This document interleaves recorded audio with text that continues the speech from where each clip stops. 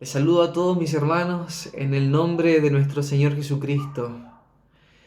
Bendito sea el Señor por esta instancia que tenemos de poder conectarnos a través de este medio, de poder venir a su presencia, de poder escudriñar las Escrituras juntos y recibir del Señor mismo palabra de vida, palabra que conforte nuestros corazones, palabra que consuele nuestros corazones, que aclare nuestros pensamientos, que alumbre nuestro entendimiento, sobre todo a partir del contexto tan particular que estamos viviendo en este tiempo. Quisiera invitarlos que me acompañen al Evangelio de Lucas, capítulo 22, en el verso 31 y 32. Dice así en el nombre del Señor. Dijo también el Señor: Simón, Simón, he aquí Satanás os ha pedido para zarandearos como a trigo. Pero yo he rogado por ti que tu fe no falte, y tú, una vez vuelto, confirma a tus hermanos. Algunos aspectos que llaman la atención de este relato, de este cuadro que acabamos de leer, es que el Señor se haya referido a su discípulo por el nombre de Simón. Todos nosotros conocemos la palabra que nuestro Señor Jesucristo declaró sobre la vida de su discípulo. Tú eres llamado Simón, más te llamarás o serás llamado Cefas o Pedro. En el relato de los evangelios encontramos que en más de una oportunidad el Señor se refiere a su discípulo por el nombre de Pedro. Pero particularmente en estos pasajes vuelve a llamarle por el nombre de Simón. Creo en mi corazón que esto es un indicio, es un indicador precisamente de que la obra en la vida de su discípulo aún no estaba acabada. Aún estaban presentes las marcas de la inestabilidad, las marcas de la carnalidad, las marcas de la debilidad en la vida de sus discípulos y en particular de Pedro. Era necesario que Pedro padeciese, que Pedro fuese zarandeado a fin de que la obra del Señor en la vida de su discípulo fuese acabada, fuese completada. De allí entonces que el Señor se refiere por el nombre de Simón a su discípulo. También encontramos esta doble mención, Simón, Simón, que entendemos a la luz de las Escrituras que cada vez que el Señor llama a sus siervos o siervas doblemente, es una invitación del Señor a considerar nuestros caminos, a considerar profundamente el rumbo de nuestras vidas, a considerar profundamente el estado de nuestro corazón. Simón, Simón, he aquí Satanás os ha pedido para zarandearos como a trigo. Satanás os ha reclamado, es la expresión literalmente que encontramos aquí, similar a lo que ocurrió con la vida de Job. Lo interesante de poder revisar es que Satanás no podrá zarandear la vida de Pedro y de los discípulos en general cuando desea hacerlo, sino solo podrá hacerlo en la medida que Dios así lo permita. Aquí vemos dos aspectos importantes. Vemos a Satanás como un instrumento para zarandear la vida de los creyentes. Y por otro lado vemos la soberanía absoluta de Dios. Es Dios quien permite, es Dios quien soberanamente permite situaciones en nuestra vida, quien permite al enemigo aún tocar nuestra vida, a fin de que su obra sea completada en nosotros. He aquí Satanás os ha pedido para zarandearos como a trigo. Esta expresión zarandear como a trigo es un proceso bastante común de separación del grano de trigo de la paja. Es una expresión simbólica de la prueba a la que serían sometidos todos los discípulos y en particular la vida de Pedro. Satanás ciertamente quería poner la fe de Pedro a una prueba muy severa, tanto así como lo hizo con la vida de Job.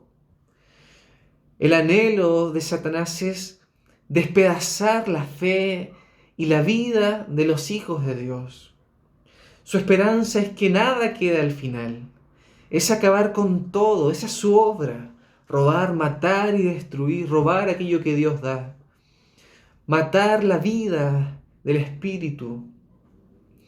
Y ciertamente Dios utiliza ese proceso para fortalecer nuestra fe, para purificar nuestra fe. En griego esta expresión zarandeo es aventar o cerner, que precisamente nos habla de este proceso de purificación.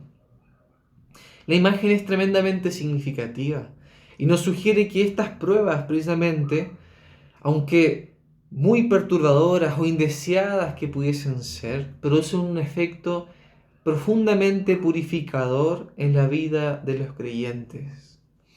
El mismo apóstol Pedro en su primera carta, en el capítulo 1,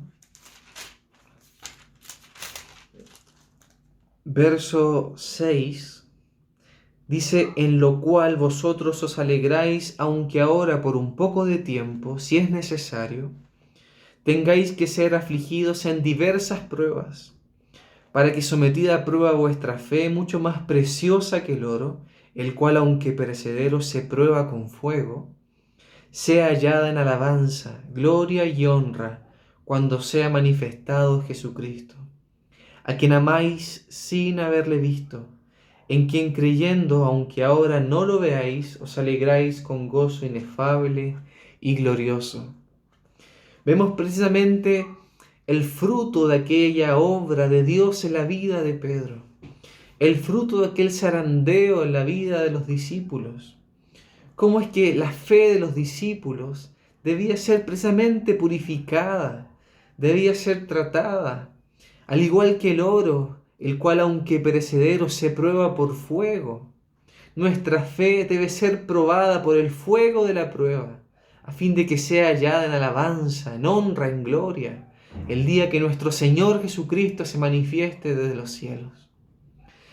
Ahora lo interesante es que en el verso 32 vemos que el Señor no permanece impávido o indiferente o de brazos cruzados frente a esta situación. El Señor continuamente realiza una obra de intercesión en favor de los discípulos. Pero yo he rogado por ti. Yo he rogado por ti para que tu fe no falte. Y tú, una vez vuelto, confirma a tus hermanos. El contenido de esta oración es tremendamente significativo, por cuanto el Señor no intercedió para que fuesen librados de la hora de la prueba, sino que el Señor intercedió anticipándose a esta situación para que la fe de los discípulos y en particular de Pedro no desapareciera, su fe no se viese debilitada, sino que fuese fortalecida, fuese robustecida, su fe fuese purificada. Cuán necesaria es esta oración, cuán pertinente es esta oración en favor de los discípulos que iban a ser expuestos a una hora de prueba, de difícil prueba. Porque cuando vemos el contexto de los evangelios y revisamos uno que otro episodio en la vida de los discípulos, vemos precisamente cuán necesario era que la fe de los discípulos fuese purificada. Un caso de estos es lo que ocurrió en el huerto, en el momento en que el Señor iba a ser apresado. Judas y una compañía de soldados se aproxima al Señor y a los discípulos para tomar la vida del Señor. Y en ese momento el Evangelio de Juan nos relata que el Señor se anticipa y va al frente y declara aquellas palabras que quedaron allí registradas: yo soy. En el momento en que el Señor declara con autoridad esta expresión, los que venían a tomar su vida, dice que retrocediendo caen a tierra, caen al suelo. En más de una instancia, por lo menos en 2 oportunidades, queda este registro de que la compañía de soldados, frente a la declaración llena de poder y autoridad de nuestro Señor bendito, yo soy, no tuvieron otra oportunidad más que, otra opción más que retroceder y caer al suelo. atemorizados frente a la autoridad y a la potencia de nuestro Señor Jesucristo. Pero es en ese contexto en que podemos apreciar al Señor lleno de gracia, lleno de autoridad, lleno de poder, lleno de potencia, con su gobierno, con su potestad absoluta. Es que vemos que el apóstol Pedro saca una espada y corta la oreja de uno de los siervos del sumo sacerdote. Es en ese contexto, es en esa mirada del Señor lleno de gloria, lleno de belleza, de poder, que Pedro, lleno de valentía y de osadía, estaba dispuesto a dar la vida por el Señor, enfrentándose aún a un ejército entero, que sin duda podrían arrasar con todos ellos. A eso por un lado, y por otro lado vemos otro episodio, el Señor ya apresado, los soldados dándoles de puñetazos en el rostro, su rostro desfigurado, su rostro ensangrentado. Ya no es el mismo Señor lleno de autoridad, lleno de poder, sino es un Señor en debilidad, es un Señor en humillación. Y es en ese contexto que Pedro niega a nuestro Señor Jesucristo. Se avergüenza del Señor y aún llega a declarar de que el tal es anatema, que no lo conoce, que nada sabe de él, que ninguna relación tiene con él. Vemos esta inestabilidad en la vida, en el caminar, en la fe de este discípulo y de los discípulos en general. Una inestabilidad que se debe precisamente a que la fe de los discípulos estaba fundamentada en las circunstancias favorables que estuviesen presentes. Pero una vez que estas circunstancias eran removidas, entonces la fe y la vida de los discípulos tambaleaban. Y aquella devoción o aquella valentía que los hacía seguir a Cristo hasta el último de los confines de la tierra y a dar la vida misma por Él, tambaleaba de un momento a otro. Entonces ciertamente la fe de los discípulos debía ser purificada. Un segundo episodio también tremendamente importante es cuando el Señor anuncia que era necesario que fuese a Jerusalén y que su vida fuese tomada por los hombres. Es en ese contexto en que Pedro se adelanta al Señor y dice: Señor, en ninguna manera esto te acontezca. Y el Señor entonces declara aquellas palabras que nosotros conocemos: apártate de mí, Satanás, porque me eres tropiezo. Porque no pones tu mira en las cosas de arriba, en las cosas de Dios, sino en las cosas de la tierra, en las cosas terrenales. Eso está allí registrado en el Evangelio de Mateo, capítulo 16. Y aquí vemos nuevamente esta misma situación. La vida, la vista, el corazón de los discípulos estaba concentrado aún en las cosas de este mundo. Aún habían expectativas, aún habían esperanzas de aquel Mesías que traería libertad política y cultural de toda opresión romana y restituiría para siempre el gobierno y la nación de Israel. Aquellas esperanzas terrenales de un gobierno terrenal, de un Mesías político y libertador, aún estaba gobernando el corazón y la mente de los discípulos. Y por ende su mirada y su corazón aún estaba pegado a esta esfera terrenal. Y su fe, por ende, dependía de las circunstancias por las cuales estuviesen atravesando la vida de los discípulos. Entonces, ciertamente, hermanos, es necesaria esta obra de purificación en la vida de los discípulos y también en la vida de cada uno de nosotros.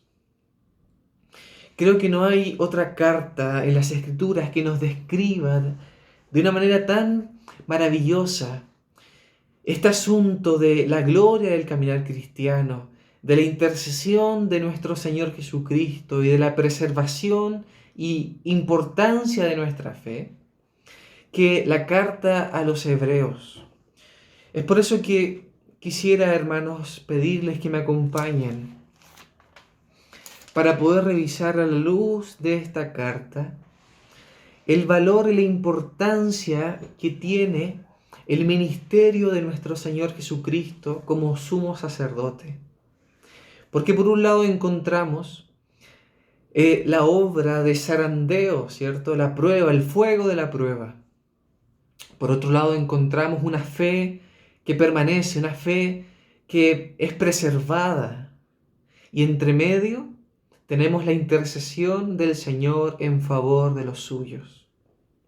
Entonces esta intercesión, este ministerio sacerdotal que el Señor desempeña en este tiempo, es crucial, es fundamental para que en medio de la prueba, en medio del fuego de la prueba, de la aflicción y del dolor, nuestra fe sea hallada en alabanza, nuestra fe sea purificada para gloria y honra de nuestro Señor Jesucristo. Entonces vamos a mencionar tres aspectos de los muchos que pudiésemos considerar que tienen relación con el ministerio que nuestro Señor Jesucristo desarrolla en este tiempo como sumo sacerdote en favor de nosotros. El primer aspecto lo vamos a designar así, y es que el Señor ha sido designado por el Padre como sumo sacerdote para representar a la humanidad entera y en particular a los creyentes en el lugar santísimo, en la presencia misma de nuestro Dios Padre. Vamos entonces a revisar algunos pasajes, los vamos a solamente a leer y entonces usted podrá meditar posteriormente para poder entonces extraer este principio. Vamos al capítulo 5, verso 1. Dice así, hermanos: porque todo sumo sacerdote tomado de entre los hombres es constituido a favor de los hombres en lo que a Dios se refiere, para que presente ofrendas y sacrificios por los pecados. Esto con respecto a los sacerdotes terrenales. Versos 5 y 6. Así tampoco Cristo no se designó a sí mismo, no tomó esta honra para sí mismo, sino que el Señor nuestro Dios lo declaró sumo sacerdote. Dice así: así también Cristo se glorificó a sí mismo haciéndose sumo sacerdote. Así tampoco Cristo, se glorificó a sí mismo haciéndose sumo sacerdote, sino que el que le dijo: tú eres mi hijo, yo te he engendrado hoy. Como también dice en otro lugar: tú eres sacerdote para siempre, según el orden de Melquisedec. Capítulo 6, verso 19 y 20. La cual tenemos, hablando con respecto a la esperanza que está puesta delante de nosotros, la cual tenemos como segura y firme ancla del alma, y que penetra hasta dentro del velo, donde Jesús entró por nosotros como precursor, hecho sumo sacerdote para siempre, según el orden de Melquisedec. En el capítulo 9, verso 24 dice: porque no entró Cristo en el santuario hecho de mano, figura del verdadero, sino en el cielo mismo, para presentarse ahora por nosotros ante Dios. Vemos claramente a partir de estos pasajes cómo es que el Señor Jesucristo fue designado o fue constituido por Dios mismo como sumo sacerdote para siempre, para representarnos ante Dios en el lugar santísimo, en el tabernáculo celestial, en el trono mismo de la majestad en los cielos. Allí está el Señor intercediendo por ti y por mí. Un segundo aspecto en relación a la calidad de este sumo sacerdote es que está libre de pecado. Y por cuanto está libre de pecado, expió los pecados de una vez y para siempre. Bendito sea el Señor. Acompáñeme allí al capítulo 7, versos 26 y 27. Dice: porque tal sumo sacerdote nos convenía, santo, inocente, sin mancha, apartado de los pecadores y hecho más sublime que los cielos, que no tiene necesidad cada día, como aquellos sumos sacerdotes, de ofrecer primero sacrificios por sus propios pecados y luego por los del pueblo, porque esto lo hizo una vez para siempre, ofreciéndose a sí mismo. Gloria al Señor. Capítulo 9, Versículo 11. Pero estando ya presente Cristo, sumo sacerdote de los bienes venideros, por el más amplio y más perfecto tabernáculo, no hecho de manos, es decir, no de esta creación, y no por sangre de machos, cabríos, ni de becerros, sino por su propia sangre, entró una vez para siempre en el lugar santísimo, habiendo obtenido eterna redención. Y en este mismo capítulo, en el verso 26, 25 y 26, dice, y no para ofrecerse muchas veces, como entra el sumo sacerdote en el lugar santísimo cada año con sangre ajena. De otra manera, le hubiera sido necesario padecer muchas veces desde el principio del mundo. Pero ahora, en la consumación de los siglos, se presentó una vez para siempre por el sacrificio de sí mismo para quitar de en medio el pecado. Gloria al Señor, hermanos. Porque ciertamente tal sumo sacerdote nos convenía, santo, sin mancha, apartado del pecado, apartado de toda condenación, de toda contaminación de carne o de espíritu. El Señor santo se ofreció a sí mismo como la ofrenda por el pecado y quitó de en medio el pecado, para que entonces nosotros pudiésemos acercarnos a la presencia de Dios y disfrutar de eterna redención y eterna comunión con nuestro Dios Padre. Gloria al Señor, hermano. Son solamente aspectos generales que vamos a mencionar, hermano. Usted podrá posteriormente adentrarse en esta carta y ver con mayor detalle y mayor profundidad estos aspectos que he procurado englobar o condensar en solo 3 aspectos. El tercer y último aspecto es que el Señor vive eternamente para interceder por nosotros. Y por cuanto su sacerdocio es constante, es permanente, puede ayudar permanentemente a aquellos que están siendo tentados o están pasando por momentos de aflicción o de prueba. Veamos el capítulo 2, verso 18. Hablando acerca del Señor, dice, pues en cuanto él mismo padeció siendo tentado, vamos a leer desde el 17, por lo cual debía ser en todo semejante a sus hermanos para venir a ser misericordioso y fiel sumo sacerdote en lo que a Dios se refiere, para expiar los pecados del pueblo, pues en cuanto él mismo padeció siendo tentado, es poderoso para socorrer a los que son tentados. Capítulo 4, verso 15.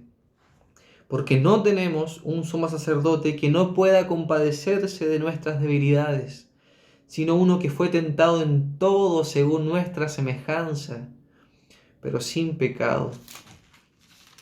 Finalmente, en el capítulo 7, verso 24 y 25.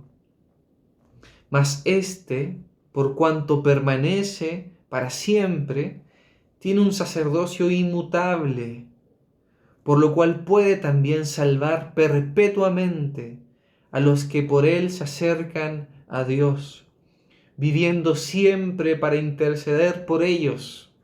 Bendito sea nuestro sumo sacerdote que traspasó los cielos y que está allí a la diestra, en la majestad de las alturas, intercediendo por ti y por mí, ante Dios nuestro Padre, para que nuestra fe no falte, para que retengamos firme nuestra profesión, para que podamos acercarnos a Él y alcanzar misericordia y alcanzar gracia para el oportuno socorro, para ser socorridos en momentos de la tentación, en momentos de angustia, en momentos de profunda debilidad.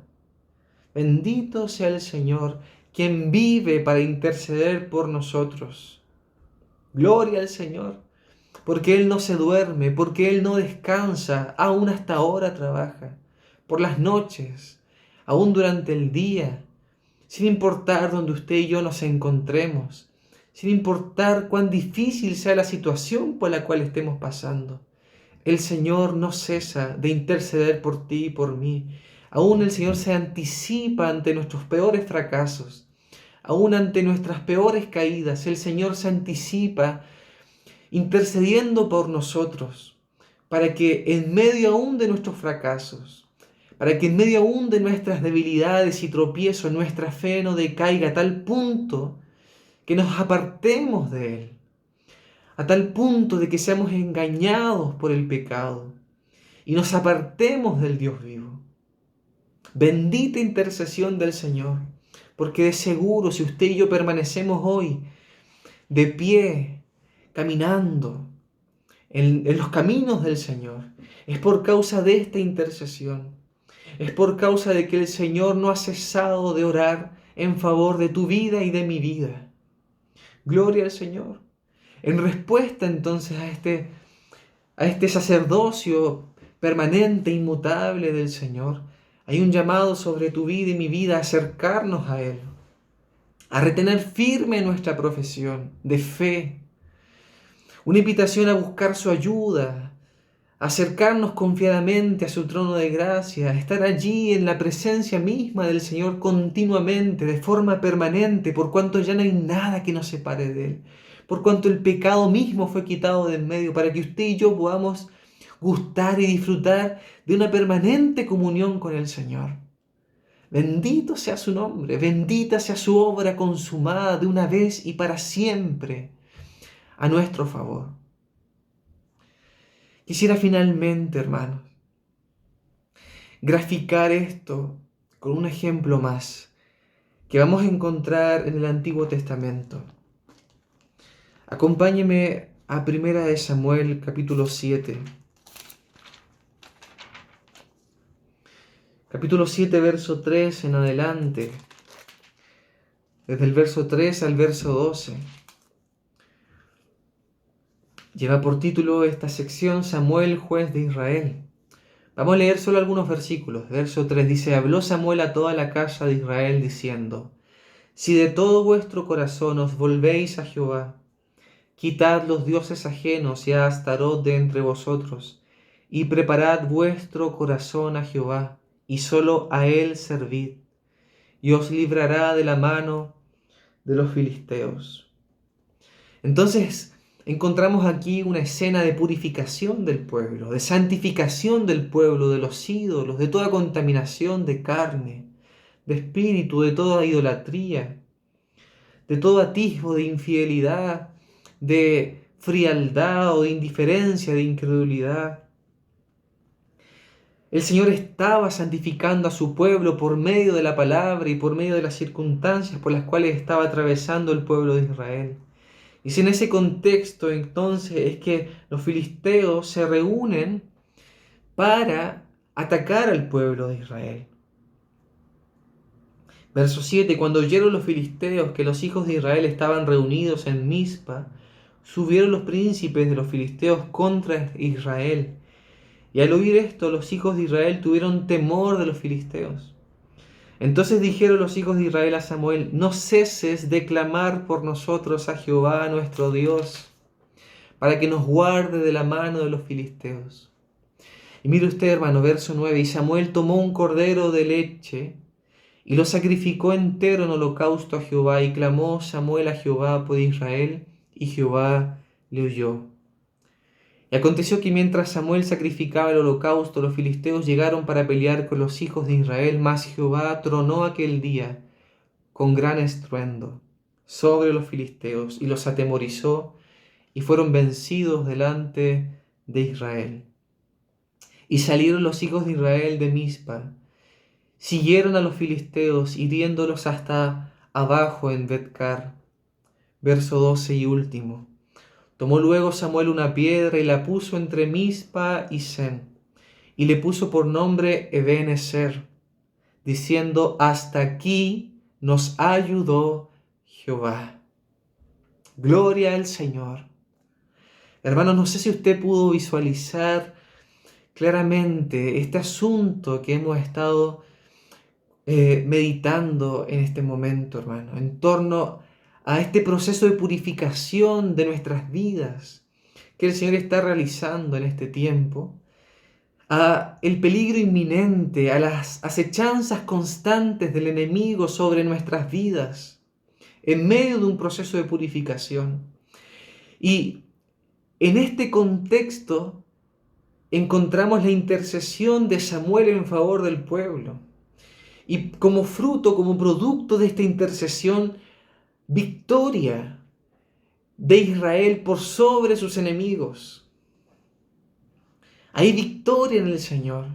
Toda victoria que usted y yo hayamos alcanzado, hayamos obtenido en nuestro caminar como cristianos se debe fundamentalmente a la intercesión del Señor en nuestro favor, a la obra del Señor en nuestro favor.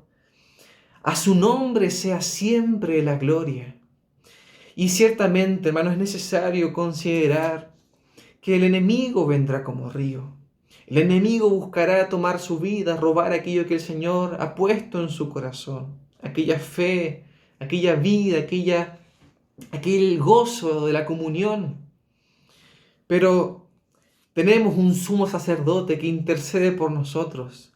Consideremos pues tal sumo sacerdote que está sobre la casa intercediendo por nosotros para que nuestra fe no decaiga, para que podamos ver entonces aquella roca puesta delante de nosotros, aquella roca inconmovible de los siglos, eterna, que es nuestro Señor Jesucristo, y podamos decir, al igual que el pueblo de Israel, Ebenezer, hasta aquí nos ha ayudado el Señor, hermano. Hasta aquí el Señor nos ha socorrido, hasta aquí el Señor nos ha sostenido. Y ciertamente es una declaración de fe hacia adelante, nos extendemos hacia adelante, porque el Señor ciertamente estará con nosotros todos los días hasta el fin del mundo. El Señor no desiste de la obra de sus manos.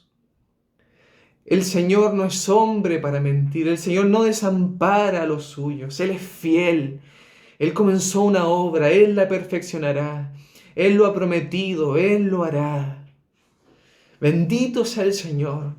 Entonces nosotros no somos de los que retrocedemos, sino de los que tienen fe para preservación del alma, pues el justo por la fe vivirá. Nosotros somos de fe, somos creyentes. Y entonces, considerando nuestro sumo sacerdote, hemos de permanecer en pie, corriendo la carrera de la fe, poniendo nuestra mirada fija en el autor y consumador de nuestra fe, Cristo Jesús. Bendito sea el Señor. El Señor bendiga nuestros corazones. El Señor confirme esta palabra en nuestros corazones. Que seamos fortalecidos, consolados y alentados para seguir corriendo con paciencia esta carrera que tenemos por delante. Hermanos, que se levanten las manos caídas, las rodillas paralizadas. Es tiempo de correr con la buena noticia. Es tiempo de manifestar a Cristo. Es tiempo de vivir nuestra fe. Bendito sea el Señor. Que el Señor les guarde en amor. Que el Señor bendiga sus vidas. Yo doy gracias al Señor por esta oportunidad. Jesucristo es el Señor. Juntos podemos declarar, hermanos, Ebenezer, hasta aquí nos ha ayudado el Señor. Tengamos paciencia, porque solo un poquito más, y el que ha de venir vendrá, y no tardará. Jesucristo es el Señor.